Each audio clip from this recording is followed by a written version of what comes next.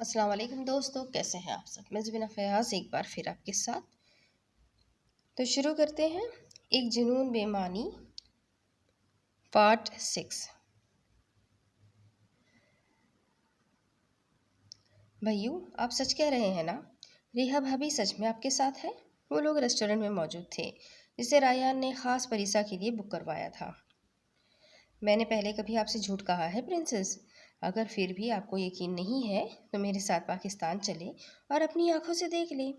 ریان کھانا آرڈر کر چکا تھا، تبھی اس کی سمت متوجہ ہوتے ہوئے بولا، پلیز بھائیو، میں نہیں چاہتی آج کے دن ہم کوئی ایسی بات کرے جس کے بعد میں مزید کوئی بات کہنا سننا نہ چاہوں۔ اسی لیے چھوڑے یہ بات، اسے پاکستان نہیں جانا تھا، سو وہ اس بارے میں بات بھی نہیں کرنا چاہتی تھی۔ ریان لب بھیج کر رہ گیا۔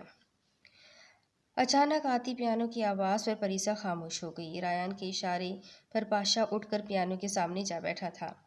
اس کی دھن چھیڑتے ہی پریسا سب بھولتی اس آواز کی سمت متوجہ ہو گئی تھی۔ تو سفر میرا ہے، تو ہی میری منزل، تیرے بنا گزارا اے دل ہے مشکل، تو میرا جہاں تو ہی دعا میں شامل، تیرے بنا گزارا ہے دل ہے مشکل۔ مجھے آزماتی ہے تیری کمی، میری ہر کمی کو ہے تو لازمی، جنون ہے میرا بنوں میں تیرے قابل، تیرے بنا گزارا اے دل ہے مشکل۔ یہ روح بھی میری، یہ جسم بھی میرا، اتنا میرا نہیں جتنا ہوا تیرا، تو نے دیا ہے جو وہ درد ہی سہی، تجھ سے ملا ہے تو انعام ہے میرا۔ میرا آسمان ڈھونڈے تیری زمین، میری ہر کمی کو ہے تو لازمی، زمین پہ نہ سہی تو آسماں میں آ مل، تیرے بنا گزارا اے دل ہے مشکل۔ پاشا کی آواز میں اتنا درد اور اتنی شدت تھی کہ پریسا گنگ بیٹھی رہ گئی تھی، جبکہ ریان کا چہرہ ہر جذبے سے عاری تھا۔ اس کے ذہن میں کیا چل رہا تھا، یہ جاننا اس پر ناممکن تھا۔ کیا ہوا پری؟ پاشا کی آواز اچھی نہیں لگی آپ کو؟ ریان اس کے چہرے پہ پھیلی بے چینی دیکھتے ہوئے بولا، جبکہ وہ اسے بتا نہیں سکی تھی کہ نہ جانے کیوں پاشا کی آواز سن کر اس کا دل بے چین ہونے لگتا تھا۔ اسے لگتا تھا جیسے پاشا اسی سے مخاطب ہو، اور یہ سوچ کر ہی اس کے ہاتھ پاؤں سن ہونے لگتے تھے۔ نہیں بھائیو، ان کی آواز بہت اچھی ہے۔ وہ اپنے بھائیو کی خاطر مسکرا دی۔ ویل ڈن پاشا، تمہاری آواز میری بہن کو پسند آئی ہے۔ Not bad. پاشا واپس آیا تو ریان سنجیدگی مگر نرمی سے بولا تو پاشا سر جھکاتے دھیما سا مسکرا دیا۔ یہ تو آپ کی نوازش ہے بروٹ، ورنہ مجھ میں تو کچھ بھی خاص نہیں۔ نظر ریان پر تھی مگر مخاطب وہ حسینہ تھی جو سر یہاں وہاں گھماتی خود کو انجان ظاہر کرنا چاہتی تھی۔ پرنسس، کیا آپ میرے ساتھ ڈانس کریں گی؟ ریان نے اٹھ کر پریسا کے سامنے ہاتھ پھیلایا جس پر وہ آہستہ سے ہاتھ رکھ گئی تھی۔ ریان اسے لیے ڈانس کرنے لگا، جبکہ پریسا الٹے سیدھے سٹیپس لیتی کھلکھلا اٹھتی، جس پر ایک بے ساختہ مسکراہٹ ریان اور پاشا کے لبوں پر بھی بکھر جاتی۔ بھائیو، آپ بھابی کو مجھ سے ملوانے کب لائیں گے؟ اچانک وہ گھوم کر اس کے پاس آتے ہوئے بولی تو ریان لب بھیج کر رہ گیا۔ وہ نہیں چاہتا تھا پریسا کو ریحا سے مل کر ماضی ایک بار پھر یاد آئے۔ جب تم چاہو گی پری، مگر وہ اپنی بہن کو انکار بھی نہیں کر سکتا تھا، تبھی اس کی ہاں میں ہاں ملا گیا۔ آپ جلد ہی انہیں یہاں لے آئیے گا مجھ سے ملوانے، ٹھیک ہے نا؟ اسے ریحا سے ملنا تھا، تب ہی جوش سے بولی تو ریان ہنکارا بھر کر رہ گیا تھا۔ جو آپ کا حکم پرنسس۔ اس کے بعد انہوں نے کھانا کھایا اور پھر ریان نے دیر رات تک پریسا سے باتیں کی۔ وہ بول بول کر تھک ہی نہیں رہی تھی، کیونکہ جانتی تھی کل پھر اس کے بھائیو چلے جائیں گے۔ ایسے ہی ایک اور رات اپنے اختتام پر پہنچی تھی۔ ریان نے انتھونی کی آفر پر انکار کر دیا۔ وہ لڑائی جیت چکا تھا، سو اسے وہاں سے جانا تھا، مگر انتھونی نے یہیں تک بس نہیں کیا تھا۔ وہ ریان کو بار بار فون کر کے مینٹلی ٹارچر کرنے لگا تھا۔ ریان اپنے ہاتھوں ہوئے قتل پر کتنے ہی دن پشیمان رہا تھا۔ وہ راتوں کو سو نہیں پاتا تھا، اور پھر ایک دن انتھونی نے اسے اغوا کر لیا۔ ریان پری سے دور رہ رہا تھا تاکہ انتھونی کو پریسا کے بارے میں علم نہ ہو۔ ایسا نہیں تھا کہ انتھونی کو اس کی زبان کھولنے کا خوف تھا، لیکن اس آدمی سے لڑائی کے دوران اس نے ریان کا جو روپ دیکھا تھا وہ بہت الگ تھا۔ اس کے اندر ایک نڈر اور بے خوف انسان تھا جسے انتھونی پہچان چکا تھا، اور اسے وہ آدمی اپنی گینگ کے لیے چاہیے تھا، مگر ریان کے انکار نے اسے طیش میں مبتلا کر دیا تھا۔ وہ اپنی اس بے عزتی کا بدلہ لینے کے لیے ریان کو اغوا کر چکا تھا۔ اسے کئی دن وہاں بند کر کے رکھ کر ٹارچر کیا جاتا رہا، مگر اس کی ناہا میں نہیں بدلی، اور پھر اینتھونی نے اس پر ایسا وار کیا کہ وہ بس ہو گیا۔ اسے جو کھانا دیا جاتا تھا اس میں ڈرگس کی مخصوص مقدار شامل کی جاتی تھی۔ آہستہ آہستہ اسے ان ڈرگس کی عادت ہونے لگی۔ اسے کھانا نہ ملتا تو اپنا جسم نوچنے لگتا، کھانا آتا تو وحشیوں کی طرح کھانے پہ ٹوٹ پڑتا۔ اس کی ایسی حالت دیکھ کر اینتھونی نے اسے ڈرگس دینے بند کر دیے تھے، جن پر رایان کی حالت حد درجہ خراب ہو چکی تھی۔ مجھے دے دو پلیز، مجھے دے دو۔ اس کی آنکھوں کے گرد ہلکے پڑ چکے تھے، جسم کمزور ہونے لگا تھا۔ اس کی حالت دیکھ کر اینتھونی کمینگی سے ہنسا تھا۔ اگر یہ شے چاہیے تو تمہیں میرے ساتھ کام کرنا ہوگا، پھر تم جو چاہو گے، جتنا چاہو گے، سب کچھ ملے گا۔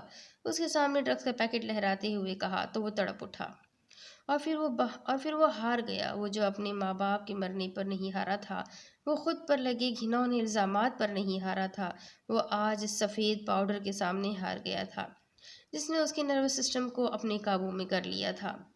اس دن وہ معصوم رایان پوری طرح مر گیا، جو اٹلی آیا تھا کچھ خطروں سے بچنے کے لیے، لیکن یہاں اس دلدل میں پھنس گیا۔ اینتھونی نے اسے ٹریننگ دی اور اسے اپنی گینگ کا سب سے طاقتور انسان بنا دیا۔ وقت کا کام ہے گزرنا، سو وہ گزر ہی جاتا ہے۔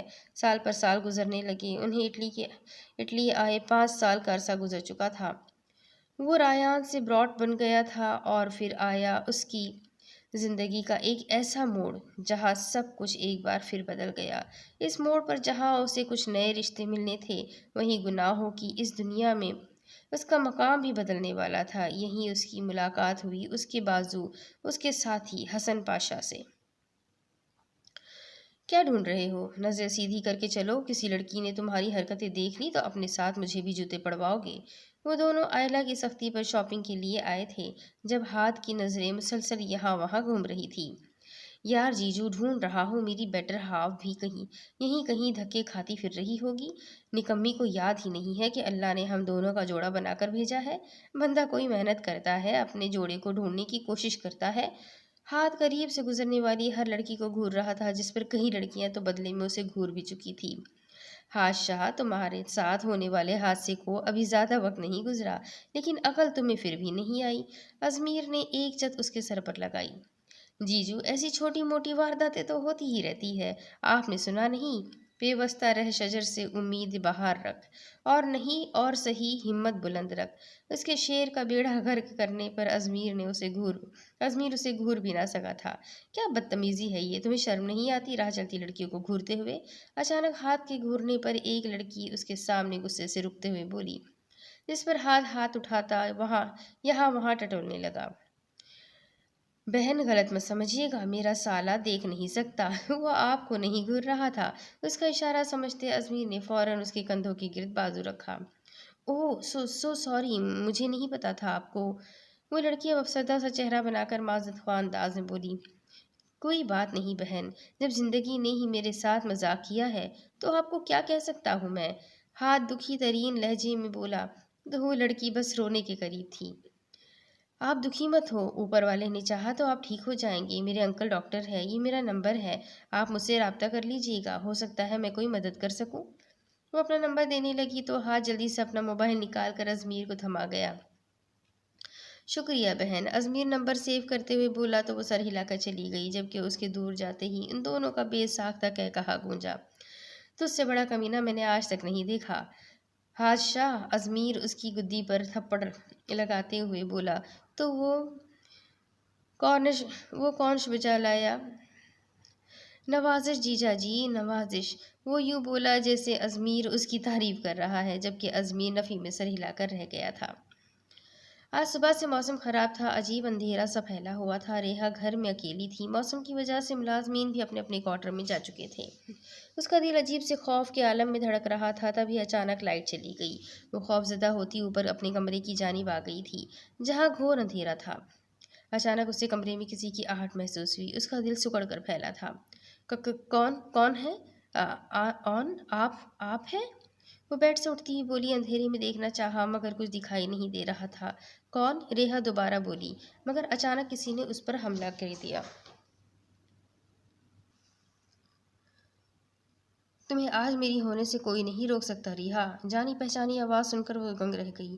فائق؟ اس کی لبوں سے دھیمی سی سرگوشی ادا ہوئی، جبکہ وہ فائق نہیں تھا بلکہ شیطان تھا جو فائق پر غالب آ چکا تھا۔ ہاں میری جان، تمہارا فائق۔ تم نے اچھا نہیں کیا مجھے چھوڑ کر اس ریان کے ساتھ آ کر، فائق عجیب بہکے سے انداز میں بولا۔ تب ہی لائٹس جل اٹھی۔ ریحا پھٹی پھٹی نظروں سے اسے دیکھ رہی تھی، جو شاید نہیں یقیناً نشے میں تھا۔ وہ کتنے ہی دنوں سے اس موقع کی تلاش میں تھا، مسلسل ریحا اور ریان پر نظر رکھوا رہا تھا۔ تب ہی کل ریان کے اٹلی جانے کے بعد جب اسے خبر ملی تو اس نے یہ پلان ترتیب کیا۔ اس نے رات ہونے کا انتظار کیا تاکہ سب ملازمین اپنے کوارٹر میں چلے جائیں۔ وہ مینشن آیا تو باہر موجود سیکیورٹی گارڈ کو دیکھتے اسے کلوروفارم سے بھیگے رومال سے بے ہوش کر دیا گیا۔ اچانک لائٹ جانے پر اس کے چہرے پر شیطانی مسکراہٹ بکھر گئی۔ وہ جانتا تھا ریحا تنہا ہوگی، تبھی وہ بے دھڑک انداز میں اندر آیا اور اسے قابو کیا۔ دور دور ہو مجھ سے گھٹیا انسان! اچانک ہوش میں آتے اس نے فائق کو دھکا دیا تھا، جو چند قدم دور ہوا تھا۔ وہ تیزی سے بستر کی دوسری جانب بھاگنے لگی جب فائق کے ہاتھ بڑھانے پر اس کا دوپٹہ اس کے گلے سے نکل کر فائق کے ہاتھ میں آ گیا۔ دوپٹے کی رگڑ سے اس کے گلے پر زخم لگا تھا، جس سے خون کی بوندیں بھی نمودار ہو گئی تھی۔ آج تم سے دور نہیں رہوں گا میں، فائق کی چڑیا۔ بچپن سے تمہیں پانے کے خواب دیکھے ہیں میں نے، مگر وہ سالہ ریان تمہیں لے اڑا۔ تمہارے لیے یہی بہتر ہے کہ خود کو میرے حوالے کر دو، میری رات رنگین کر دو، تمہارے شوہر کو پتہ بھی نہیں چلے گا۔ وہ غلاظت کی انتہا پر تھا، جبکہ ریحا کا دل اس پل اللہ کے بعد ریان کو یاد کر رہا تھا۔ بکواس بند کرو اپنی، ریان تمہارے ٹکڑے ٹکڑے کر کے کتوں کو کھلا دیں گے، میرے قریب آنے کی کوشش بھی مت کرنا۔ ریحا پھنکاری تھی مگر بے سود۔ وہ اسے کھینچنے کے چکر میں بیڈ شیٹ کو خراب کر چکا تھا اور ریحا کی جانب آیا تو ریحا نے سائیڈ سے گلدان اٹھا کر اس کی جانب پھینکا، مگر وہ بروقت نیچے ہوتے اس حملے سے بچ گیا۔ دیکھو ریحا، اپنا اور میرا وقت برباد مت کرو، تم جتنا مجھے ستاؤ گی اپنی اذیت میں اضافہ کرو گی، اسی لیے بہتر یہی ہے کہ سکون سے مجھے میرا کام کرنے دو۔ وہ ایسے کہہ رہا تھا جیسے ہی معمولی بات ہو۔ فائق میں جان سے مار ڈالوں گی تمہیں، دفع ہو جاؤ یہاں سے۔ ریحا نے ایک بار پھر اس پر حملہ کرنا چاہا، مگر اس سے پہلے وہ اس کے بازو قابو کر چکا تھا اور اس کھینچا تانی میں ریحا کی قمیض بازوؤں سے بھی پھٹ گئی تھی۔ ریان! فائق اسے زمین پر گراتے اس پر قابض ہوا تو ریحا حلق کے بل چیخی۔ اس کا روم روم اس وقت صرف اور صرف ریان کے یہاں ہونے کی دعائیں مانگ رہا تھا۔ کون ہے یہاں؟ کھولو مجھے، تم جانتے نہیں میں کون ہوں؟ وہ تنہا کرسی سے بندھا چیخ رہا تھا، جبکہ اس ویران کمرے میں اس کی چیخیں سننے والا کوئی نہیں تھا۔ میں اچھے سے جانتا ہوں کہ تجھ جیسا گھٹیا انسان کون ہے۔ اچھا، اچانک ایک سمت سے آتی آواز پر ڈاک نے چونک کر نظریں اٹھائی۔ براٹ! اس پل اسے اپنے سارے گناہ یاد آ گئے تھے۔ وہ جانتا تھا براٹ پر ہاتھ ڈال کر وہ اچھا نہیں کر رہا تھا، مگر پھر بھی وہ باز نہیں آیا تھا اور بدلے میں اب یہاں بیٹھا تھا۔ کیا لگا تجھے میری بہن پر حملہ کروائے گا اور مجھے پتہ نہیں چلے گا؟ میں نے تجھے وارن کیا تھا ڈارک، اپنی ذلیل حرکتوں سے باز آنے کے لیے، مگر تو نے کیا کیا؟ میری کمزوری پر وار کرنا چاہا۔ ریان اس کے بال مٹھی میں جکڑتے تیش سے بولا تھا۔ معاف کر دے براٹ۔ اس نے جلدی سے پیترا بدلا اور معافی مانگتے اس سزا سے بچنا چاہا۔ چٹا! خبردار اگر کوئی ڈرامہ کرنے کی کوشش کی تو، اگر تجھے سدھرنا ہوتا تو پہلی وارننگ پر ہی سدھر جاتا، مگر تجھ جیسے شیطان کبھی نہیں بدلتے۔ ریان کا بس نہیں چل رہا تھا اس کے ٹکڑے ٹکڑے کر دے، مگر میں تجھے اتنی آسان موت نہیں دوں گا ڈارک، تجھے پل پل مرنا ہوگا۔ تو نے جتنے بے گناہوں کو مارنا تھا مار لیا، اب ان سب گناہوں کا حساب تجھے ہر سیکنڈ دینا ہوگا۔ ڈارک کی آنکھوں کے سامنے وہ بچے اور لڑکیاں گزرے جنہیں آج تک وہ بے رحمی سے موت کے گھاٹ اتارتا آیا تھا۔ نہیں، چھوڑ دو مجھے۔ رک جاؤ براٹ۔ ریان ایک بٹن دباتے وہاں سے نکلتا چلا گیا۔ اچانک ہر جانب روشنیاں ہوئی تو ڈارک کی آنکھیں پھٹنے کے قریب ہو گئی۔ وہ ایک کولڈ روم تھا جس کا کنڈینسر ریان چلا کر وہاں سے نکل گیا تھا۔ کمرے کی فضا میں خنکی آن کے آن بڑھنے لگی تھی۔ ریان وہاں سے نکل کر باہر آیا تو پاشا باہر مٹھیاں بھیجے کھڑا تھا۔ اگر ریان نے اسے اندر جانے سے نہ روکا ہوتا تو اب تک پاشا ڈارک کی سانسیں چھین چکا ہوتا۔ کمرے کو لاک کر دو پاشا اور چلو یہاں سے، ریان اسے حکم دیتے باہر نکل گیا، جبکہ پاشا تیزی سے اندر بڑھا۔ ڈارک کو دیکھ کر اس کے غصے کا گراف بڑھا تھا۔ کمینے ذلیل انسان، اگر براڈ کا حکم نہ ہوتا تو میں اب تیری جان اپنے ہاتھوں سے لے چکا ہوتا، مگر میں مجبور ہوں۔ اب تو یہیں تڑپ تڑپ کر مرے گا۔ پاشا دو تین مکے اس کے منہ پر مارتے بمشکل خود کو روک سکا تھا۔ پاشا مت جاؤ، مار ڈالو مجھے پاشا۔ وہ اس طرح سسک سسک کر مرنا نہیں چاہتا تھا، مگر مکافات عمل ہونا بھی ضروری تھا۔ وہ معصوم بچوں کو مار کر ایسے ہی سرد خانوں میں ان کے اعضاء سنبھالتا تھا، اور آج وہی سرد خانہ اس کی موت کا سبب بننے جا رہا تھا۔ پاشا پاکستان کی ٹکٹس بک کرواؤ ابھی۔ پاشا اس کے پاس آیا تو سنجیدگی سے بولا، مگر براڈ ہم کل واپس جانے والے تھے نا، کیا ہوا، آپ ٹھیک ہے؟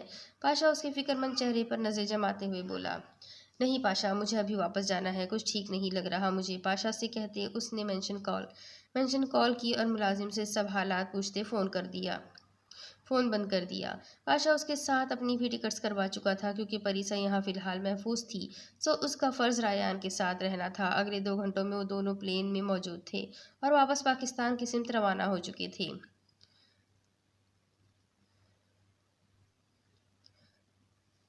تم ابھی میلان جا رہے ہو؟ وہاں ہمارا مال آیا ہے جو مجھے کل تک ہر حال میں چاہیے۔ وہ بلیک ٹیکسیڈو سوٹ میں، ہاتھوں میں گھڑی اور آنکھوں پر بلیک سن گلاسز لگائے اینتھونی کی گاڑی کے قریب کھڑا تھا جب اس کے حکم پر سر ہلا گیا۔ وہ میلان کی جانب روانہ ہوا تھا اور 6 گھنٹے کی مسافت کے بعد روم سے میلان پہنچا تھا۔ سامنے ہی بڑے بڑے کنٹینرز موجود تھے۔ وہ اچھی طرح جانتا تھا اینتھونی اسمگلنگ کرتا ہے اور یہ سب حرام کام ہے، مگر وہ مجبور تھا، کیونکہ ان 5 سالوں میں اس کے پاس اتنی طاقت نہیں تھی کہ اینتھونی کا مقابلہ کر پاتا۔ ہاں، مگر ان سالوں میں وہ اینتھونی کے بعد اس گینگ کا سب سے اہم انسان بن چکا تھا، جس کا کئی ممالک کی مافیا سے تعلق تھا۔ اس سب میں سب سے اہم بات جو تھی وہ یہ کہ ریان نے اینتھونی کا دیا 1 بھی روپیہ اپنی بہن اور خود پر صرف نہیں کیا تھا، بلکہ ان سب سے الگ اس نے ایک اپنا چھوٹا موٹا کام شروع کر رکھا تھا جس کا علم اینتھونی کو نہیں تھا۔ وہ اور پریسا ایک عام اور سادہ سی زندگی ہی گزار رہے تھے۔ بچاؤ، کوئی ہے، بچاؤ۔ وہ رات کے وقت یہاں پہنچا تھا جب اچانک اسے اس پرانی سی فیکٹری کی جانب سے چیخوں اور آہوں کی آواز سنائی دی۔ وہ تیزی سے اس سمت بڑھا۔ سامنے کا منظر دیکھ کر اس کی آنکھوں میں خون اتر آیا۔ ایک 19-20 سالہ نوجوان لڑکے کو 2 وحشی قابو کیے ہوئے تھے۔ وہ لڑکا نیم برہنہ تھا اور مدد کے لیے چیخ رہا تھا۔ ریان کو بے ساختہ پریسا کی یاد آئی، تب ہی اس نے گن نکالتے ان دونوں کو ابدی نیند سلا دیا۔ سنو، کیا تم ٹھیک ہو؟ ریان تیزی سے اس لڑکے کے پاس آیا اور اپنا کوٹ اتارتے اس پر ڈالا، جو مشکور نظروں سے اسے دیکھ رہا تھا۔ ریان نے انگلش میں بات کی، مگر وہ لڑکا شاید سمجھا نہیں تھا۔ آپ کا بہت شکریہ سر، آپ نے میری جان اور عصمت بچا لی۔ وہ بے ساختہ اس کے گلے لگتا اردو میں بولا۔ ریان نے اس کی کمر تھپتھپائی۔ کیا نام ہے تمہارا؟ ریان اردو میں نرمی سے بولا تو وہ جلدی سے سیدھا ہوا۔ حسن پاشا۔ وہ نم آنکھوں سے اس سے جدا ہوتے بولا تو ریان ہلکا سا مسکرا دیا۔ یہ سب کیا تھا؟ اور تم یہاں تک کیسے پہنچے؟ ریان اس کے ستے ہوئے چہرے کو دیکھتے بولا، جانتا تھا ضرور ایسا کچھ ہے جو اس لڑکے کو وقت سے پہلے بوڑھا کر گیا ہے۔ میں یتیم ہوں سر، پاکستان کے یتیم خانے میں آنکھ کھولی تھی میں نے۔ وہاں ایک آپی تھی جنہوں نے مجھے چھوٹے بھائی کی طرح سنبھالا۔ ہم دونوں ایک دن بازار گئے جب ان لوگوں نے ہمیں اغوا کر لیا۔ مجھے جب ہوش آیا تو میری آپی کو یہ درندے بے دردی سے نوچ چکے تھے اور ان کے اعضاء۔ بولتے بولتے اس کی آواز رن گئی۔ ریان لب بھیج کر رہ گیا۔ میں ان کی حالت دیکھ کر بے ہوش ہو گیا اور جب ہوش آیا تو اس انجان جگہ پر تھا۔ میں نے بھاگنے کی کوشش کی مگر ان لوگوں نے مجھے پکڑ لیا اور میرے ساتھ۔ پاشا لب دباتے اپنی تکلیف بتا گیا۔ پریشان مت ہو پاشا، اس ظلم جبر کی داستان کو ختم کرنے کا وقت آ گیا ہے۔ ضروری نہیں مافیا کی اس دلدل سے جان ہی بچائی جائے، یہاں رہ کر دوسروں کو بچانا بھی عین ثواب ہوگا۔ ریان سوچ چکا تھا اسے کیا کرنا ہے۔ وہ آج اینتھونی کو چھوڑ کر بھاگ جاتا تو اینتھونی اس کے جیسے کئی اور ریان پیدا کر دیتا۔ پاکستان کو باپ کا مال سمجھ کر وہاں کے بچوں بیٹیوں کو ویسے ہی استعمال کیا جاتا، لیکن اگر وہ وہاں رہ کر کوشش کرتا تو نہ جانے کتنی بہن بیٹیوں کی عزت کی حفاظت کر سکتا تھا۔ آپ کون ہیں سر؟ میں آپ کا ساتھ دینا چاہتا ہوں، آپ جو کہیں گے میں وہ کروں گا، بس مجھے بھی اپنے ساتھ لے جائیں۔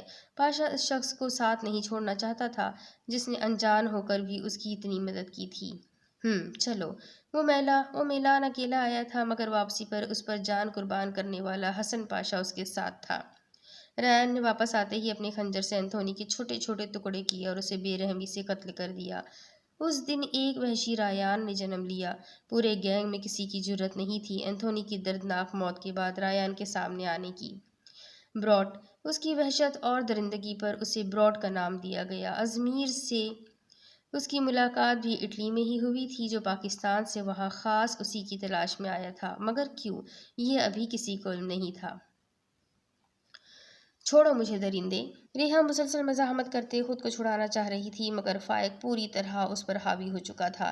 گھٹیا انسان، تیری یہ جرت! اچانک کسی نے اسے کالر سے تھامتے اوپر اٹھایا اور زوردار مکہ اس کی ناک پر مارا۔ ریحا جو اپنی موت کے انتظار میں تھی، اس جان بخش آواز پہ جی اٹھی تھی۔ رایان ایئرپورٹ سے سیدھا مینشن پہنچا تو گیٹ پر گارڈز کو سویا دیکھ کر حیران ہوا۔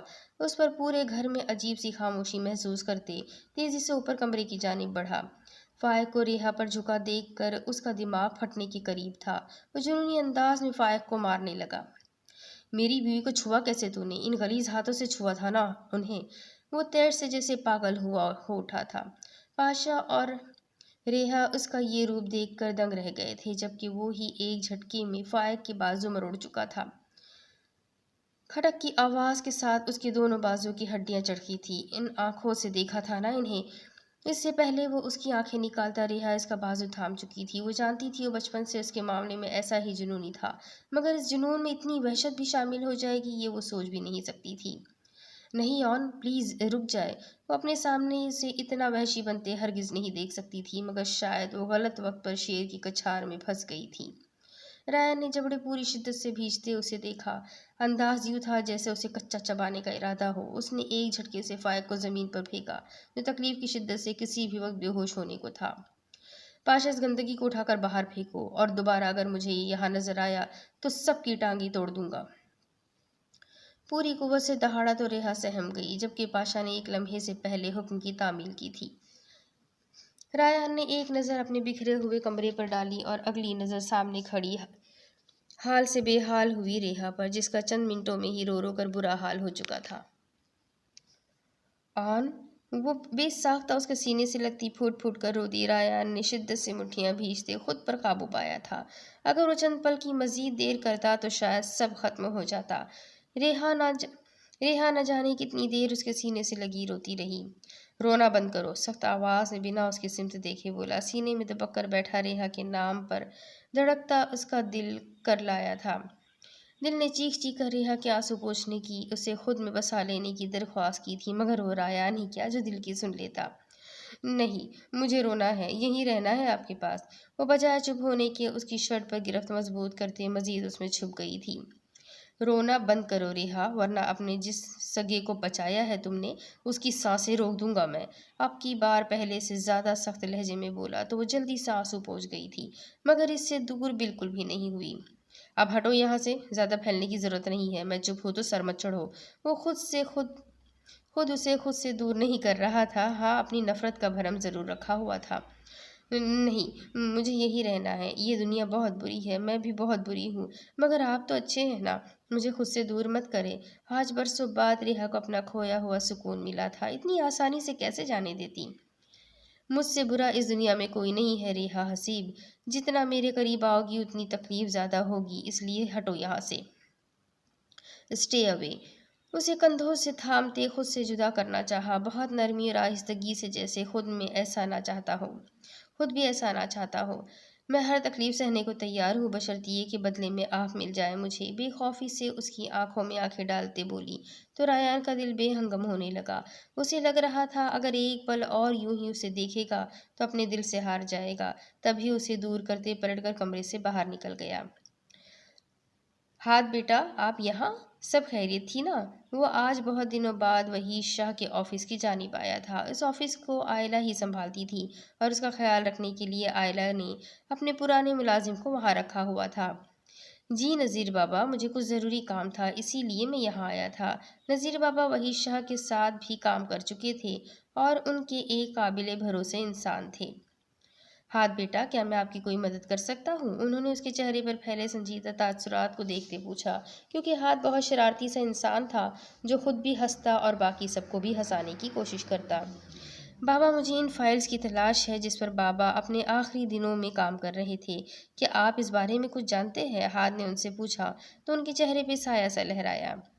بیٹا مگر آپ یہ سب کیوں جاننا چاہتے ہیں؟ ان کے عجیب سے لہجے پر ہاد نے سر اٹھا کر انہیں دیکھا۔ ان کے چہرے کے تاثرات ہاد کو یہ بتانے کے لیے کافی تھے کہ وہ ایسا ضرور کچھ جانتے ہیں جس کا تعلق وحید شاہ کی موت سے ہے۔ بابا اگر آپ کچھ جانتے ہیں تو پلیز مجھے بتائیں۔ میرے بابا کی روح کو سکون دینے کا یہی طریقہ ہے کہ ہم ان کے ادھورے کاموں کو پورا کریں۔ ہاتھ تیزی سے ان کی جانب بڑھا تھا۔ ہاتھ بیٹا میں نے یہ بات آئلہ بیٹے کو نہیں بتائی کیونکہ وہ وحید صاحب کو لے کر بہت جذباتی ہے، جبکہ یہ معاملہ جذباتیات سے نہیں عقل سے حل کرنے کی ضرورت ہے۔ ان کی بات پر ہاتھ چونکا تو اسی لیے آئلہ کو اب تک کچھ نہیں پتا چلا تھا کیونکہ نذیر بابا نے اسے کچھ پتا چلنے ہی نہیں دیا تھا۔ بابا آپ مجھ پر بھروسہ کر سکتے ہیں، میں آپ کو اور بابا کو مایوس نہیں کروں گا، آپ بے فکر ہو کر مجھے سب بتا سکتے ہیں۔ ہاتھ کے پر یقین لہجے پر وہ کچھ پل کو گہری سوچ میں ڈوب کر سنجیدہ ہوئے۔ وحید صاحب نے اپنے مرنے سے 2 دن پہلے مجھے یہ سب بتایا تھا جسے میں نے آج تک امانت بنا کر رکھا ہے، مگر اب یہ امانت میں نے آپ تک پہنچا دی ہے۔ ساری حقیقت اسے بتاتے انہوں نے کہا تو وہ گھور سنجیدگی سے سر ہلایا۔ آپ فکر مت کریں بابا، سب کو حساب دینا ہوگا، میں ان میں سے کسی کو نہیں چھوڑوں گا، آپ کا بہت شکریہ۔ وہ اسی انداز میں بولتا تیزی سے وہاں سے نکلتا چلا گیا۔ اب جو کرنا تھا اسے ہی کرنا تھا۔ میں نے تم سے کہا تھا خیال رکھنا، تو کیا بکواس کی تھی میں نے؟ کچھ دیر بعد وہ واپس آیا اور فرسٹ ایڈ باکس قریب رکھتے روئی سے اس کے بازو اور گردن پر آئی خراشوں کو ڈیٹول سے صاف کرنے لگا، ساتھ ہی سختی سے اسے ڈپٹا بھی۔ میں نے خیال رکھا تھا، معصوم سا چہرہ بناتے اس کی ڈانٹ سے بچنا چاہا جس نے بدلے میں اسے زبردست گھوری سے نوازا تھا۔ دکھائی دے رہا ہے مجھے کتنا خیال رکھا تھا۔ دروازہ لاک نہیں کر سکتی تھی تم؟ اگر میں واپس نہیں آتا تو؟ اسے رہ رہ کر وہ منظر یاد آ رہا تھا جس پر اس کا بس نہیں چل رہا تھا کچھ کر دے۔ میرے درد ہو رہا ہے آن اور آپ ڈانٹتے جا رہے ہیں مجھے، وہ روحان سے ہو کر بولی تو رایان لب بھیج کر رہ گیا۔ اس کی گردن پر لگا زخم صاف کرتے پھونک ماری رہا اس کی اتنی قربت پر سانس روک گئی۔ اس کی گرم سانسیں خود پر محسوس کرتے اس کی پلکیں لرزی تھی، وہیں خود سے چند انچ کی دوری پر موجود اس جان بہار کو دیکھ کر رایان کا دل بھی دھڑکنے سے مکر گیا تھا۔ وہ جو ایک دوسرے کی قربت میں کھونے کو تھے، اچانک رایان کا ہاتھ زخم پر لگنے سے ریحا کے منہ سے سسکی برآمد ہوئی جس پر وہ دونوں چونک کر ہوش میں آئے۔ کل صبح 5 بجے تم مجھے گیٹ پر ملو ریحا۔ اس سے نظر چراتے اس کی شفاف گردن کے زخم پر مرہم لگانے لگا۔ کیوں؟ اچانک اس کے حکم پر ریحا چونکی، مگر رایان کے تاثرات میں کوئی تغیر نمودار نہیں ہوا تھا۔ کیونکہ آج جو ہوا وہ دوبارہ نہ ہو اس کے لیے تیار ہونا ہے تمہیں۔ میں ایک گنڈا ہوں، یہی حقیقت ہے میری۔ ہزاروں دشمن ہر لمحہ میری کمزوری پر وار کرنے کو تیار رہتے ہیں۔ سنجیدگی سے بولتے بولتے رکا کیونکہ مقابل کے ہونٹوں پر دلکش مسکراہٹ سمٹی تھی۔ ہنس کیوں رہی ہو؟ آپ نے کہا میں آپ کی کمزوری ہوں؟ مسکراتے لہجے میں باور کروایا گیا۔ تمہارے کانوں کے ساتھ کوئی مسئلہ ہے؟ میں تمہاری نہیں پری کی بات کر رہا تھا۔ نظر چراتے اپنی بات میں وزن لانا چاہا، مگر یہاں تو میری بات ہو رہی تھی۔ معصومیت سے لبریز چہرہ بناتے اسے اس کے جھوٹ کا احساس دلانا چاہا۔ میں نہیں چاہتا اگلی بار میری غیر موجودگی میں ایسا کچھ بھی ہو، اسی لیے میں تمہیں اس قابل بنانا چاہتا ہوں کہ تم اپنی حفاظت کر سکو۔ اسی لیے کل سے تمہاری ٹریننگ شروع ہوگی۔ وہ بات گھماتے اسے مسکراہٹ دبانے پر مجبور کر گیا۔ اوکے باس، جیسا آپ کا حکم۔ پاشا کے انداز میں سنجیدگی سے بولی تو رایان نے اسے گھوری سے نوازا۔ ایک تو آپ بات بات پر مجھے گھورنے لگتے ہیں، پھر جوانی میں اس ماتھے پر جھریاں پڑ جائے گی۔ اس کے ماتھے پر بنی لکیروں کو انگلی کی مدد سے دور کرتے بالکل بچپن کے انداز میں بولی تو وہ بھی جیسے ماضی کے سفر پر نکل گیا۔ زیادہ اماں دادی بننے کی ضرورت نہیں ہے سافٹی، میرا ماتھا ہے میری مرضی۔ وہ بے دھیانی میں اس کا ہاتھ ماتھے سے ہٹاتے مصنوعی غصے سے بولا۔ یہ ماتھا آپ کا نہیں میرا ہے آن، یہ آنکھیں، یہ ناک، یہ گال اور یہ ہونٹ۔ وہ انگلیوں سے اس کے چہرے کے نقوش چھوتے ہوئے بولی۔ اس کے منہ سے سافٹی سن کر ہی وہ سمجھ گئی تھی کہ اس کا دھیان کہیں اور ہے۔ اس کی انگلیاں رایان کے ہونٹوں سے ٹکرائی تو پورے وجود میں سنسنی سی دوڑ گئی۔ اس نے بے ساختہ رایان کی جانب دیکھا جو یکٹک اسے ہی دیکھتا جا رہا تھا۔ ریحا کچھ جھجک کر اس کے قریب ہوتے اس کے ماتھے پر لب رکھ گئی تھی۔ دیوانگی کی حدوں تک محبت کی ہے آپ کی سافٹی نے آپ سے، آپ کے عشق میں جوگن بن گئی میں، اپنی خاموشی کی سزا 12 سال تک کاٹی ہے میں نے۔ آپ مجھ سے بے رخی برتنا چاہتے ہیں، برت لے، بس مجھ سے محبت کرنا کبھی مت چھوڑیے گا، ریحا مر جائے گی۔ اس کا چہرہ دونوں ہاتھوں میں تھامتے بولی تو وہ ہوش میں آیا۔ آہستہ سے اس کے ہاتھ اپنے چہرے سے ہٹاتے ہوئے اٹھا۔ رات بہت ہو گئی ہے، سو جاؤ، صبح ملتے ہیں۔ بنا اس کی سمت دیکھے وہ وہاں سے نکلتا چلا گیا۔ ریحا بے بسی سے اس کی پشت کو دیکھ کر رہ گئی۔ محبت اور نفرت کی اس جنگ میں ریان کاظم بری طرح پھنس چکا تھا۔ اگر ریحا کی محبت کا پلڑا بھاری ہونے لگتا تو پریسا کے مجرم کا اب تک کھلی فضا میں زندہ پھرنے کا سوچ کر اسے خود سے اور ریحا سے بھی نفرت محسوس ہونے لگتی۔ وہ لڑکی آکٹوپس کی طرح اس کے اندر تک جڑیں مضبوط کرتی جا رہی تھی، مگر وہ بے بس نہیں ہو سکتا تھا، تب تک تو ہرگز نہیں جب تک اپنی بہن کے مجرموں کو اس صفحہ ہستی سے مٹایا نہ جائے۔ ابھی تمہیں تڑپنا ہوگا ریحا، جب تک پریسا کا دشمن نہیں زندہ ہے۔ یہ محبت حرام ہے مجھ پر، تمہاری معافی یا مزید سزا کا فیصلہ بھی اسی دن ہوگا۔ اپنے ماتھے کی انگلیوں سے چھوتے ہوئے بے بسی سے کرسی پر ڈھہ گیا تھا۔ میرے قریب تو آؤ، بہت اداس ہوں میں، بس آج ٹوٹ کے چاہو، بہت اداس ہوں میں، کسی بھی جھوٹے دلاسے سے دل کو بہلاؤ، کوئی کہانی سناؤ، بہت اداس ہوں میں۔ اندھیری رات ہے، کچھ بھی نظر نہیں آتا، ستارے توڑ کے لاؤ، بہت اداس ہوں میں۔ سنا ہے پریم نگر میں خوشی بھی ملتی ہے، مجھے یقین دلاؤ، بہت اداس ہوں میں۔ یہ شام یوں ہی گزر جائے گی دبے پاؤ، وفا کا گیت تو گاؤ، بہت اداس ہوں میں۔ شبیہ یہ پارسل باس کو دے آؤ، انہیں ابھی چاہیے۔ سلیم کوئی پارسل لے کر اندر آیا، اپنے باس کے پاس جا رہا تھا، مگر اچانک ضروری کال آنے پر وہاں موجود شبیر کو پارسل تھماتے اندر کی جانب بھیجا۔ مگر سلیم تم جانتے ہو اندر تمہارے علاوہ کسی کو جانے کی اجازت نہیں ہے۔ 1 مہینہ ہو چکا تھا اسے وہاں کام کرتے ہوئے، سو وہ اتنا جان چکا تھا کہ باس سے ملنے کی اجازت صرف سلیم کو ہے۔ میں جانتا ہوں، تم باس کو کہہ دینا میں نے بھیجا ہے، وہ تمہیں کچھ نہیں کہیں گے۔ سلیم لاپرواہی سے بولا تو مرتا کیا نہ کرتا کہ مصداق پارسل لیے اندر کی سمت بڑھا، جبکہ سلیم کے چہرے پہ شیطانی مسکراہٹ رینگ گئی تھی۔ شبیر کو یہاں 1 مہینہ ہونے کو آیا تھا۔ اس عرصے میں سلیم اسے اچھی طرح پرکھ چکا تھا۔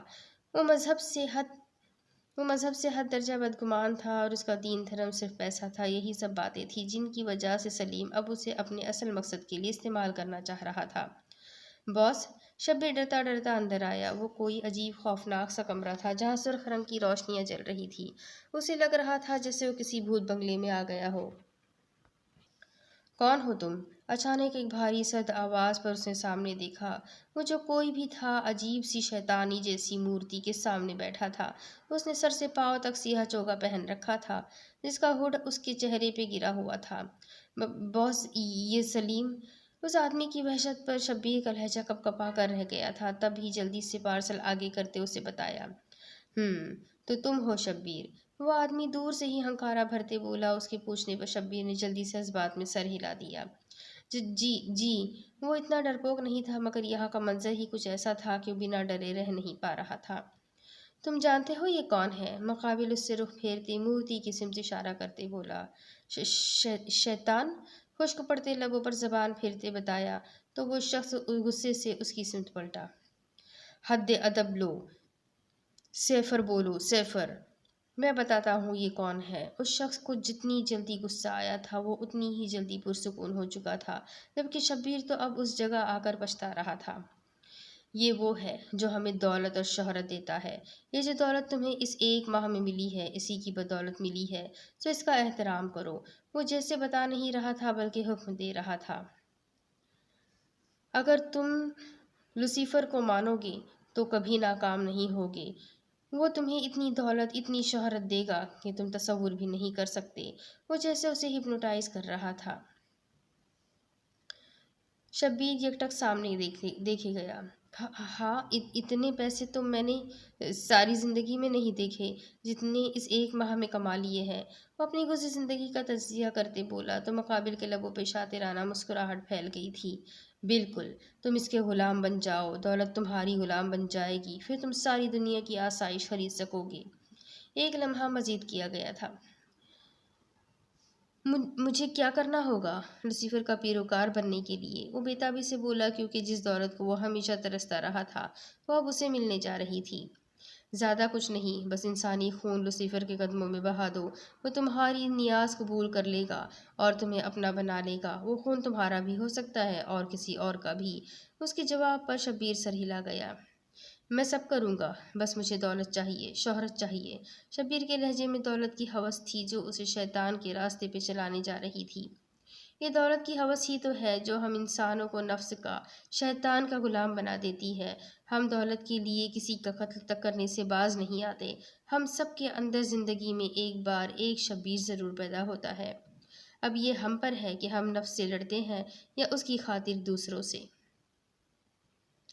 ڈیول، میں تمہیں پھر کہہ رہا ہوں، میرے راستے میں مت آؤ۔ مجھے یہ ڈیل سائن کرنی ہے، ہر صورت میں۔ اینڈریو اگلے دن ڈیل سائن کرنے کو تیار تھا، مگر ڈیول کے ایک بار پھر انکار پر وہ طیش میں آیا۔ میں تم سے کہہ چکا ہوں اینڈریو، میں تمہیں یہ بے وقوفی ہرگز نہیں کرنے دوں گا۔ ہم اپنی ساری دولت ایک امید پر صرف نہیں کر سکتے۔ ہمیں پہلے یہ مال ملیشیا میں ٹیسٹ کرنا ہوگا، پھر ہم ڈیل سائن کریں گے۔ ڈیول نے آخری بار تحمل سے بات کی تھی جبکہ میش سائٹ پر کھڑی یہ سارا تماشا لائیو انجوائے کر رہی تھی۔ کم آن، لڑو اور دونوں میں سے کسی ایک کو قتل کر دو۔ میش کی آنکھوں میں نفرت کی چنگاریاں بھڑک رہی تھی۔ تم کیا سمجھتے ہو عقل صرف تمہارے پاس ہے، باقی سب بے وقوف ہے؟ بھولو مت، آج تم جس جگہ پر ہو تمہیں وہاں لانے والا میں ہوں۔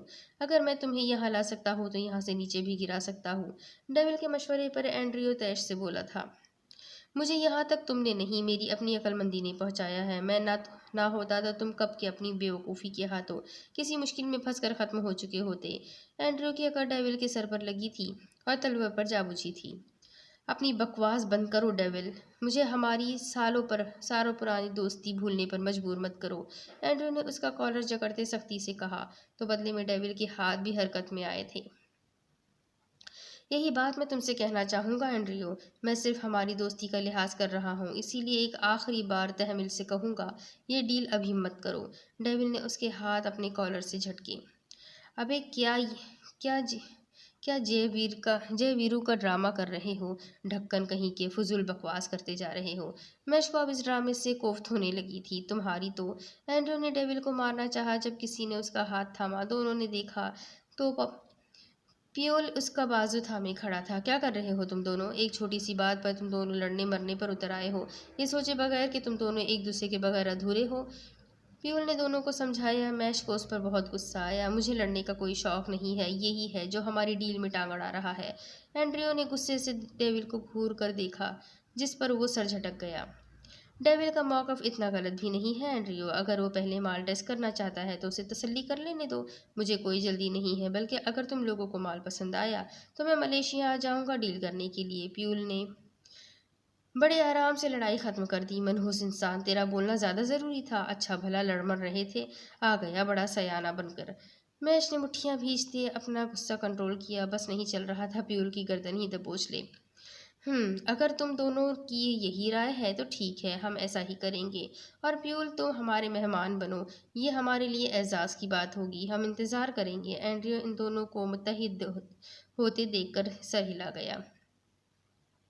میش صرف دانت پیس کر رہ گئی، مگر ان کا مقصد پورا ہو چکا تھا۔ وہ ان کے تمام ارادے جان چکے تھے۔ وہ سنگا کے پلان کے مطابق تینوں بڑی مچھلیاں اکٹھی ہونے والی تھی اور تب ہی وہ انہیں دبوچنے کا ارادہ کر چکے تھے۔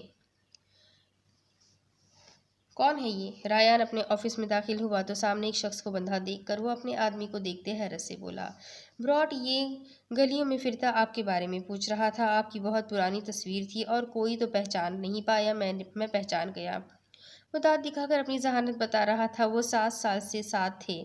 جب رایان نے گینگ جوائن کی تب بھی وہ گینگ میں موجود تھا۔ جاؤ تم۔ رایان کے اشارے پر وہ باہر نکل گیا۔ جب رایان منہ پر کپڑا ڈال کر باندھے گئے شخص کی طرف بڑھا اور اس کے منہ سے کپڑا ہٹایا، کون ہو تم؟ اس کے منہ سے ٹیپ ہٹاتے پوچھا، جو رایان کو دیکھ کر حیرت زدہ ہو گیا تھا۔ رایان کاظم ہیں نا آپ کو یاد نہیں؟ ہم جیل میں ملے تھے۔ ازمیر شاہ نواز نام ہے میرا۔ وہ جلدی سے سیدھے ہوتے بولا تو رایان کو جب یاد آیا جب وہ جیل میں تھا تو اس کے ساتھ چند بچے تھے اور چھوٹے موٹے جرائم کی وجہ سے جیل میں تھے۔ تم یہاں کیا کر رہے ہو؟ اٹلی کیسے آنا ہوا اور مجھ تک کیوں آئے ہو؟ رایان اسے بیٹھنے کا اشارہ کیا اور خود اس کے سامنے بیٹھ گیا۔ میں نہیں جانتا میں کون تھا۔ ہاں، جب ہوش سنبھالا تو بھیک مانگنے والی تنظیم کو اپنے ارد گرد پایا۔ انہوں نے مجھے چوری چکاری پر لگا دیا۔ میں تب بھی چوری کے الزام میں جیل گیا تھا۔ وہی شاہ نے ہی آپ کی طرح مجھے وہاں سے نکالا۔ آپ یہاں آ گئے مگر میں ان کے ساتھ ہی رہا۔ مجھے انہوں نے کسی دوسرے شہر کام کے سلسلے میں بھیجا تھا۔ جب واپس آیا تو علم ہوا کہ انہیں اغوا کر کے قتل کر دیا گیا۔ انہوں نے آخری بار جب مجھ سے فون پر بات کی تھی تو آپ کا ساتھ دینے کا حکم دیا تھا، اسی لیے میں آپ کو ڈھونڈتا ہوا یہاں تک آ گیا ہوں۔ ازمیر کی پوری کہانی سن کر رایان دکھی ہوا تھا مگر وحید شاہ کے قتل کا سن کر اس کی آنکھیں جلنے لگی تھی۔ کس نے مارا ہے وحید انکل کو؟ اس کا لہجہ برف کی مانند سخت تھا۔ ازمیر سر جھکا گیا۔ میں نہیں جانتا، بلکہ کوئی نہیں جانتا۔ اگر اس وقت وحید انکل کی فیملی کو سپورٹ اور حفاظت کی ضرورت ہے مگر اس وقت وحید انکل کی فیملی کو سپورٹ اور حفاظت کی ضرورت ہے۔ ازمیر نے سر اٹھاتے کہا تو رایان سر ہلا گیا۔ میں سب دیکھ لوں گا۔ تمہارا بہت شکریہ، تم یہاں تک آئے۔ اب تم اپنی زندگی میں لوٹ سکتے ہو۔ رایان اس کا کندھا تھپتھپاتے ہوئے بولا۔ وحید انکل اگر آپ کے محسن تھے تو میرے بھی سرپرست تھے، میرے لیے باپ کی جگہ تھے۔ ان کا حکم تھا میں آپ کے ساتھ رہوں اور اب میں ہر قدم پر آپ کے ساتھ رہوں گا۔ ویسے بھی میرا اس دنیا میں کوئی نہیں ہے۔ ازمیر کا بے خوف لہجہ سن کر رایان کو سوچ کر سر ہلا گیا۔ مجھے خوشی ہوگی اگر تم مجھے اپنا بھائی، اپنا دوست سمجھو۔ رایان اس کے کندھے پر ہاتھ رکھتے بولا تو وہ مسکرا دیا۔ اس پل ایک اور خوبصورت رشتے کی بنیاد رکھی گئی تھی۔ رایان، ازمیر، پاشا، آئلہ اور ہاد، ان سب میں کوئی خونی رشتہ نہیں تھا مگر وقت کی اندھی گردش نے انہیں ایک جٹ کر دیا تھا۔ اگلے چند دنوں میں رایان پاشا اور ازمیر کے ہمراہ واپس پاکستان آ گیا۔ پاکستان آ کر اس نے آئلہ اور ہاد کی سرپرستی کی۔ آئلہ اس عرصے میں ایک قابل وکیل بن گئی۔ رایان نے ہی ازمیر اور آئلہ کی خاموش محبت کو دیکھتے ان دونوں کا نکاح کروا دیا تھا، جبکہ اس نے آتے ہی ہاد کو سب سے دوسرے شہر بورڈنگ میں بھیج دیا تاکہ وہ ساری پڑھائی ان سب مسائل سے دور رہ کر حاصل کر سکے۔ پاشا کو جب رایان نے گنڈوں سے بچایا تھا تب وہ اسے اپنے ساتھ اپنے فلیٹ لے کر گیا تھا۔ باہر کسی کی آواز سن کر پریسا باہر نکلی۔ بیگی اسٹائل شرٹ اور بلیک ہی ٹراؤزر میں بالوں کو اطراف میں بکھیرے اپنے بے پناہ حسن کے ساتھ وہ وہاں آئی تو پاشا پہلی نظر میں اسے دیکھتے ہی اس پہ فدا ہو گیا تھا۔ پریسا کے بارے میں اس وقت وہ کچھ نہیں جانتا تھا سوائے اس کے کہ وہ دیکھ نہیں سکتی۔ 2 سال وہ اسے دیوانوں کی طرح چاہتا رہا۔ پھر جب وہ لوگ پاکستان واپس آئے تو پریسا سے پوچھنے پر وہ پینک کرنے لگی۔ جس ملک نے مجھ سے میرا سب کچھ چھین لیا، میری عزت، میرا وقار سب چھین لیا، میں وہاں کبھی نہیں جاؤں گی، کبھی نہیں بھائیو۔ جب تک وہ شخص وہاں سانس لے گا میں واپس نہیں جاؤں گی۔ اس کی وحشت بھری آواز سن کر پاشا زندہ درگور ہو گیا تھا۔ اس رات وہ شدت سے رویا تھا۔ معصوم لڑکی جس کے بھائی نے اس کی عصمت بچائی، وہ اپنی بہن کی عزت نہیں بچا سکا۔ پریسا کا درد پاشا کی آنکھوں سے لہو بن کر ٹپکا تھا اور اس دن سے پاشا نے پریسا سے عشق کرنا شروع کر دیا تھا۔ 5 سال انہوں نے پاکستان میں رہ کر کئی برائیوں کو ختم کیا۔ اس دوران جہاں پاکستان مافیا میں براٹ نامی شخص کی دھوم مچ رہی تھی، وہیں رایان کاظم کھلے عام غلط کاموں میں ملوث پایا جانے کی وجہ سے مشہور ہوا اور اس وقت وہ خود سب کی نظروں میں آنا چاہتا تھا مگر کیوں، یہ کوئی نہیں جانتا تھا۔ ریجینا براٹ آپ کو بلا رہے ہیں۔ پاشا نے 6 بجے زوردار انداز میں اس کے دروازے پر دستک دی تو وہ ہڑبڑا کر اٹھی۔ وہ بالکل بھول چکی تھی کہ رایان نے اسے کچھ کہا تھا۔ آ رہی ہوں، منہ بسور کر بولتی اٹھی۔ کبٹ کھولا تو سامنے ہی اس کا ٹریک سوٹ رکھا تھا۔ وائٹ شرٹ اور بلیک ٹراؤزر نکالتے واش روم کی سمت بڑھ گئی۔ 10 منٹ میں تیار ہو کر نیچے آئی تو وہ باہر لان میں کھڑا تھا، بلیک بنیان اور بلیک ٹراؤزر پہنے کھڑا تھا۔ آپ اس حلیے میں واک کرنے جائیں گے؟ آنکھیں پھاڑے حیرت سے اسے دیکھتے پوچھا۔ تم سے کس نے کہا کہ ہم واک کے لیے جا رہے ہیں؟ فالو می، سنجیدگی سے بولا وہ گیٹ سے دائیں جانب مڑا۔ ریحا حیرانی سے اس کے پیچھے چلنے لگی۔ کچھ دور اسے زمین پر لگا دروازہ دکھائی دیا جسے رایان کھول رہا تھا۔ دروازے کے نیچے سیڑھیاں جاتی تھیں۔ ریحا اس کے پیچھے چلتی سیڑھیاں اتر گئی۔ رایان نے لائٹس آن کی تو اس کی آنکھیں پھٹنے کے قریب ہو گئی۔ یہ بیسمنٹ میں بنا جدید طرز کا جم تھا جہاں جدید سے جدید مشینز موجود تھیں۔ باکسنگ کے لیے الگ سے پنچنگ بیگز موجود تھے، ڈمبلز، ویٹ لفٹنگ، چن اپس، راڈ اور نہ جانے کیا کیا۔ وہ تو بس بے ہوش ہونے والی تھی۔ آج تمہارا پہلا دن ہے، اس لیے تم اپنے قدموں کی رفتار بڑھاؤ گی، کیونکہ خطرے میں پڑنے کے بعد سب سے پہلا کام اس خطرے سے دور ہو جانا ہوتا ہے۔ اسے ٹریڈ مل کی سمت لاتے اشارہ کیا تو وہ اس پر کھڑی ہوئی چلنے لگی۔ اسپیڈ بڑھاؤ میڈم، ٹہلنے نہیں آئی تم یہاں۔ اسے آہستہ آہستہ قدم اٹھاتے دیکھ کر رایان نے بٹن دباتے اسپیڈ تیز کر دی۔ ریحا اس کے لیے ہرگز تیار نہیں تھی، وہ ایک دم سے پیچھے کو گری، مگر رایان پہلے ہی اس کی کمر کے گرد حصار باندھتے اسے اٹھا چکا تھا۔ دھیان سے۔ ریحا گرنے کے خوف سے اس کی گردن کے گرد بازو باندھ گئی، جبکہ رایان تو اچانک بنی صورتحال پر خود بھی حیران پریشان رہ گیا۔ یہ ٹریڈ مل ہے، اس پر بھاگتے ہیں، چھلانگیں نہیں ماری جاتی۔ ریحا رایان کاظم سنجیدہ ترین آواز میں طنز کرتے بولا تو وہ شرمندہ سی ہوئی۔ میں چھلانگیں نہیں مار رہی تھی، آپ نے بنا بتائے اسپیڈ بڑھائی تھی۔ پھر خود کو مضبوط کرتے اس پر الزام ڈالنا چاہا، تب ہی رایان نرمی سے اسے نیچے اتار گیا۔ دوبارہ کریں۔ رایان نے اسے دوبارہ اوپر کھڑا کیا اور اس سے کچھ فاصلہ رکھتے خود بھی اس پر کھڑا ہو گیا۔ اپنے پیچھے اس کی موجودگی محسوس کرتے ریحا مسکرا دی۔ وہ اس کے معاملے میں ہر بار سخت بننے کی کوشش کرتا کرتا نرم ہو جاتا۔ اچانک جان بوجھ کر سر کو تھامتے گرنے لگی۔ جب رایان فکر مند سا اسے تھامتے ٹریڈ مل سے اترا، ریحا چکر کھاتے بے ہوش ہو چکی تھی۔ ریحا، کیا ہوا؟ تم ٹھیک ہو؟ Rhea, open your eyes. Ryan اس کا سر گود میں رکھے پریشانی سے پکارنے لگا، جس کی آنکھیں بند تھیں۔ رایان نے اس کی ناک کے آگے انگلی رکھی، مگر اس کی سانسیں بند تھیں۔ جھک کر اس کے دل کے مقام پر کان لگایا، مگر دل نارمل دھڑک رہا تھا۔ اسے تشویش ہونے لگی۔ ریحا، کیا ہوا ہے تمہیں؟ سے some thing dam it. Ryan نے اس کی گال تھپتھپائی، مگر بے سود۔ وہ سب فراموش کرتا اسے مصنوعی تنفس فراہم کرنے کو اس کے چہرے کی سمت جھکا، تبھی اس کی سمت سے خاموشی پر ریحا، جو کب سے ڈرامہ کر رہی تھی، ایک آنکھ ہلکی سی دبا کر دیکھا۔ ریحا! ان دونوں کے چہروں کے درمیان بمشکل 1 انچ کا فاصلہ تھا۔ رایان نے اس کی چوری پکڑی تو غصے سے اسے پکارا، جو فوراً کروٹ بدلتی اسے دور ہوتے اٹھ کر کھلکھلاتی وہاں سے بھاگی تھی۔ تم رکو ذرا، میں تمہیں بتاتا ہوں، بے ہوش ہونا اور سانس رکنا کسے کہتے ہیں۔ رایان بھی سنجیدگی اور کچھ حد تک سختی سے کہتا اس کے پیچھے بڑھا، جو اب اس کے آگے آگے بھاگ رہی تھی۔ پہلے پکڑ کر دکھائے، پھر دھمکیاں دیجیے گا، اور آپ نے ہی کہا تھا بھاگنے کی پریکٹس کرو، تو بس وہی کر رہی ہوں۔ شرارتی مسکراہٹ لبوں پر سجائے وہ اسے چڑھانے کے ساتھ ساتھ یہاں وہاں بھاگتی پھر رہی تھی۔ اسٹاپ اٹ، واپس آؤ یہاں پر۔ رایان ایک جگہ رکتا سرد آواز میں بولا تو ریحا کی ہنسی کو بریک لگی۔ میں پاگل تھوڑی ہوں جو موت کو دعوت دوں، میں نہیں آ رہی وہاں۔ وہیں کھڑے ہاک لگائی تو رایان نے اسے گھورا۔ اگر آپ 1 منٹ میں یہاں نہیں آئی مسز رایان کاظم، تو پھر جو میں کروں گا اس پر کوئی شکوہ مت کیجیے گا۔ رایان سپاٹ انداز میں بولا تو ریحا کو ہار ماننی پڑی، کیونکہ اگر وہ اکڑو کہہ رہا تھا تو وہ سچ میں اسے بخشنے والا نہیں تھا۔ رایان، میں صرف مذاق کر رہی تھی۔ اسے سنجیدہ دیکھ کر ریحا بھی سیریس ہوئی۔ کچھ بعید نہیں تھا کہ وہ اس سے ناراض ہو جاتا۔ تمہاری سزا ہے کہ اب تم سارا دن یہیں رہو گی اور یہاں موجود ہر انسٹرومنٹ پر پریکٹس کرو گی۔ آواز میں کسی قسم کی لچک یا مذاق کی رمق تک نہیں تھی۔ چند لمحے پہلے وہ کس قدر خوفزدہ ہو گیا تھا، اس کا اعتراف وہ خود سے بھی نہیں کرنا چاہتا تھا۔ وہ لاکھ اس سے بے اعتنائی برتتا، اس سے نفرت کا دعویٰ کرتا، مگر اس سے دوری بھی رایان کے لیے ناقابل برداشت تھی۔ وہ دور تھی تو نفرت کا دعویٰ کرنا کس قدر آسان تھا، مگر اس کے قریب رہ کر دل میں چھپی محبت کو جھٹلانا جان جوکھم کا کام تھا۔ ریحا اتنی سخت سزا پر منہ سجا گئی۔ اگر اسے علم ہوتا کہ اس کی شرارت کی ایسی سزا دے گا وہ، تو وہ اس سے کبھی بھی یہ حرکت نہ کرتی۔ No arguments Mrs Riha Kazim, just do it fast. اس کی بے چارگی بھری صورت کو دیکھتے رایان کو ہنسی آنے لگی، مگر لبوں کو شدت سے بھینچتا وہاں سے نکلتا چلا گیا۔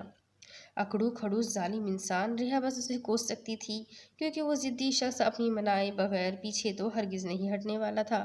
تب وہیں وہ چلتی ہوئی پنچنگ بیگ کے پاس آئی اور اسے رایان سمجھتے اپنا بدلہ نکالنے لگی۔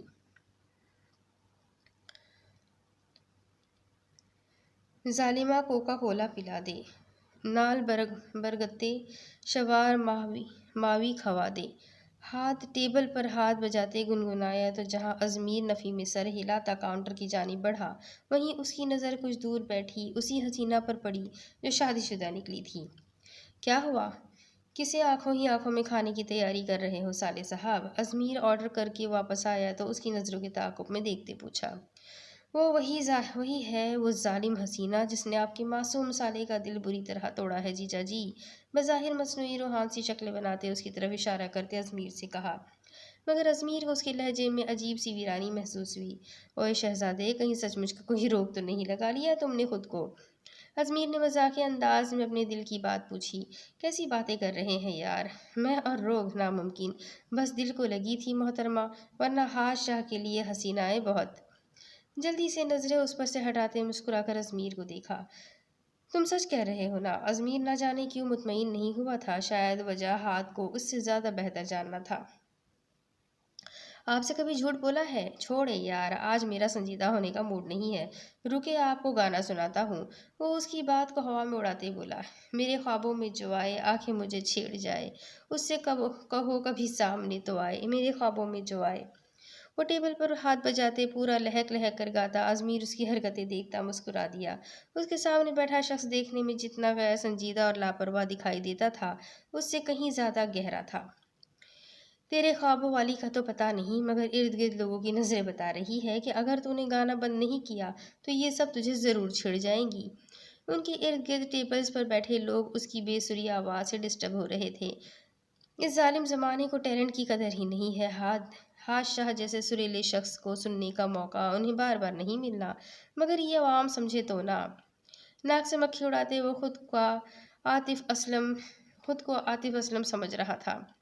جی ہاں، انہیں معلوم نہیں ہے نا، مستقبل قریب کا بلال سعید بیٹھا ہے ان کے درمیان، ورنہ یہ گستاخی کبھی نہ کرتے۔ ازمیر نے اس کی خوش فہمی کے غبارے سے ہوا نکالنی چاہی۔ جیجا جی، دل توڑ دیا آپ نے بھی میرا۔ لوگوں، میرا تو جیجا ہی میرا سگانا نکلا، میں کیا کروں، کدھر جاؤں؟ مگرمچھ سے بھی بڑھ کر مصنوعی آنسو بہاتے دنیا کو اپنا دکھ سنانا چاہا۔ یور آرڈر سر۔ اس سے پہلے ازمیر جوابی کارروائی کرتا، ویٹر نے ان کا آرڈر سرو کیا۔ یار بات سن۔ اچانک ہاتھ نے ویٹر کو اشارہ کیا تو پریشان سا ہوتا اس کی جانب جھکا۔ جی سر۔ وہ حیران تھا، آخر وہ اتنی رازداری سے کیا کہنا چاہتا ہے۔ تم لوگ یہاں بکرا ہی استعمال کرتے ہو نا؟ اس کے سنجیدگی سے پوچھنے پر ویٹر پریشان سا اسے دیکھنے لگا۔ کہ کیا مطلب سر؟ ایسا سوال کیوں کیا تھا اس نے؟ مٹن ڈشز میں بکرا ہی استعمال ہوتا ہے نا؟ نہیں، میں نے سوچا کنفرم کر لوں، بعد میں پتہ چلے ہمیں بھی لاہوری بکرا کھلایا جا رہا ہو۔ اس کے جواب پر جہاں ویٹر کا منہ کھلا تھا وہیں ازمیر کہا لگا گیا۔ سر، ویٹر بیچارہ اس الزام پر تڑپ اٹھا تھا، جبکہ ازمیر نے جلدی سے درمیان میں مداخلت کی۔ یار اسے اگنور کرو، میرے سالے کے ساتھ دماغی مسئلہ ہے، اسی لیے اس کو دورے پڑتے رہتے ہیں۔ ازمیر تو شاید دنیا میں آیا ہی ہاتھ کی حرکتیں سدھارنے تھا۔